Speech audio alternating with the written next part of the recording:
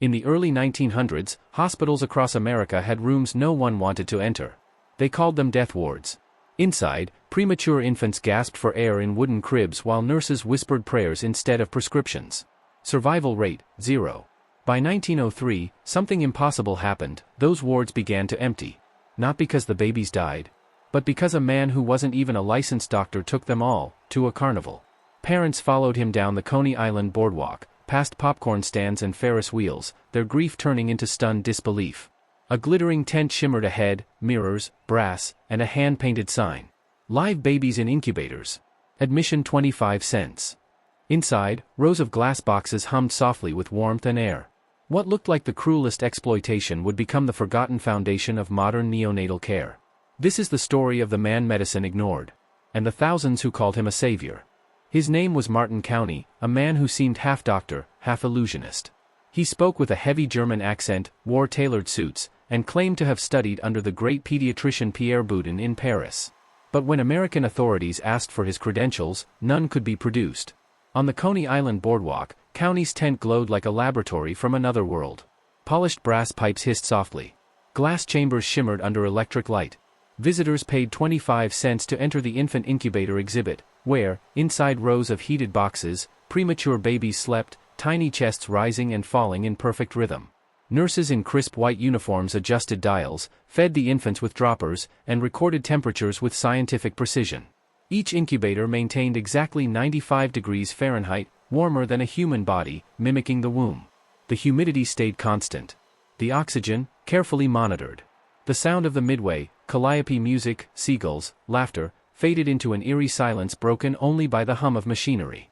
Every child here had been rejected by hospitals as too premature to live. Couney took them for free. He paid the nurses, and kept the incubators spotless, using nothing but ticket sales. Newspapers mocked him. Doctors called him a sideshow fraud. Yet one by one, the babies began to survive. First a handful. Then dozens. Then hundreds. By the 1920s, his exhibitions had saved more than 3,000 infants, often more than all the city's hospitals combined. For the public, it was a carnival act. For the medical establishment, a scandal. But for the mothers clutching newborns who were never supposed to live, it was a miracle they could touch. What no one realized then was that Couney's incubators were years ahead of hospital technology, and that his methods were built on training the establishment refused to recognize. The crowd saw showmanship. What they didn't see was engineering decades ahead of medicine. Each of Couney's incubators used a closed-loop hot water system borrowed from poultry hatcheries, coils beneath glass cradles, temperature guided by floating mercury gauges. Air entered through cotton filters, passed over warm water to keep humidity steady, then escaped through silent vents. Hospitals of the era still placed premature infants in open cribs beside coal stoves. Infection rates were catastrophic. Couney's machines removed drafts, stabilized warmth, and kept air cleaner than most operating rooms. Nurses recorded every ounce of weight gain on display boards, transforming each tent into a living research lab disguised as a carnival act. And the numbers defied ridicule, survival rates topping 80%, results medicine wouldn't match for another 30 years. Parents crept in through side tents to avoid judgment, only to find their tiny children alive, pink, breathing, the crowd outside cheering as if witnessing resurrection. But Couney's genius wasn't just mechanical. It was moral. In a world that dismissed premature infants as weaklings, he declared them early arrivals. Behind the glass, he staged not exploitation, but proof that compassion, paired with precision, could rewrite biology's odds. Decades later, hospitals quietly adopted his methods, keeping his blueprints, erasing his name. Yet even at his peak, few knew his true origins, his credentials, or what he hid behind the curtain after the crowds left. Because Martin Couney's greatest secret wasn't just what he built. It was why he built it, and the lengths he'd go to keep the world from learning who he truly was. The medical establishment's dismissal of Martin Couney wasn't mere ignorance, it was psychology in motion. Cognitive dissonance tore through boardrooms and lecture halls. A carnival showman was achieving what trained physicians had failed to do for decades. Accepting his success would have invalidated the very authority these institutions had spent generations building. Hospitals dismissed him. Doctors mocked him. The public marveled.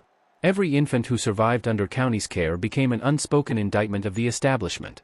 Psychologists would later call this the "not invented here" effect, institutions rejecting innovation not because it failed, but because it existed outside their control. Every life saved was evidence of a system resisting change, clinging to ego and tradition over evidence. The boardwalk itself became a stage of contradiction. Children's laughter mixed with the smell of popcorn and saltwater, while inside, incubators hummed with precision. Each chamber maintained 95 degrees Fahrenheit, warmer than a human body, humidity controlled, oxygen carefully regulated, mimicking the womb. Here, spectacle and science collided, yet the focus of Section 4 isn't technology, it's motivation. Couney endured ridicule night after night, driven not by fame, but by principle. The cognitive dissonance of the medical world forced him to adopt the sideshow facade as armor. Every coin tossed by a visitor paid for compassion, every mockery a shield to protect a method the world wasn't ready to accept. And yet, there was a personal cost. Authority resisted. He could not reveal the training and expertise that would have legitimized him without risking backlash. His masquerade was both protection and prison. Behind the curtain, he carried the weight of each life saved, the quiet knowledge that true innovation often comes dressed as absurdity, and that recognition could only come decades later, when curiosity overcame conformity. What drove him to endure it all? The science, yes, but also the empathy, the foresight, the unwavering belief that life itself demanded defiance of convention. Every infant who survived was a subtle rebuke to institutions, a psychological puzzle of authority versus evidence, tradition versus innovation. And every day, Couney navigated the fragile line between concealment and revelation, ensuring that the miracle endured even if his name remained in shadows. For decades, Martin Couney's name was linked to carnival sideshows, neon lights, and curious onlookers. Few suspected the truth behind the spectacle. He had studied medicine under Pierre Budin in Paris, one of the pioneers of neonatal care, but his credentials weren't recognized by American boards. He built his practice outside traditional medicine, where the carnival became both his platform and his shield. The spectacle wasn't deception, it was protection. By operating outside the establishment, he avoided institutional obstruction and medical board challenges, giving him the freedom to save thousands of lives using methods far ahead of hospital standards. Every success was a quiet rebellion, evidence that innovation could thrive despite rigid authority. Cognitive dissonance ensured the establishment could not fully acknowledge him. Doctors, bound by authority and convention, could not reconcile a carnival showman achieving what they had failed to do. Each infant who survived was a reminder that their knowledge and control were incomplete. Yet the personal cost was real. By operating outside the system, Couney carried the burden of innovation without institutional support, every method unacknowledged, every success dismissed, until time proved him right. The carnival allowed him to perfect neonatal care in public while shielding the science from obstruction. His perseverance transformed history. Thousands of lives were saved, innovations preserved, and a template for modern neonatal care quietly established decades ahead of mainstream adoption. The man behind the curtain was not a fraud.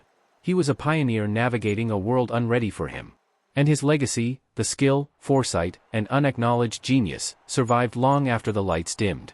Martin Couney's carnival floor falls silent at last, but the story doesn't end with applause. The thousands of lives he saved, the innovations quietly preserved, and the methods decades ahead of the hospitals are now part of a legacy most never saw. Every infant who survived was a testament to ingenuity, determination, and the audacity to operate outside conventional wisdom. He was never fully recognized in his lifetime. Credentials were questioned, the medical establishment resistant, and the world slow to accept that a sideshow could outpace the most esteemed hospitals. Yet his methods endured. The incubators, the closed-loop systems, the meticulous monitoring, once dismissed, laid the foundation for modern neonatal care.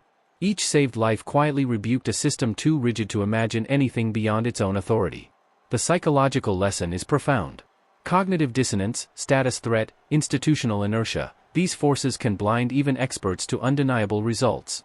Couney's genius lay not only in science but in strategy. By embracing spectacle, he shielded innovation from the rigid expectations of a world not ready for it.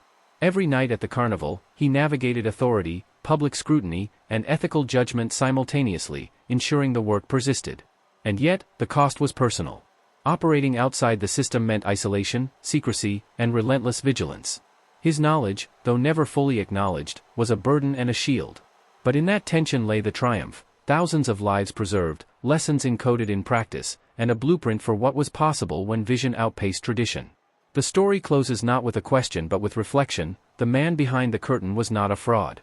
He was a pioneer navigating a world unprepared for him. And his legacy, the skill, the foresight, the quiet, unheralded brilliance, survived long after the lights dimmed.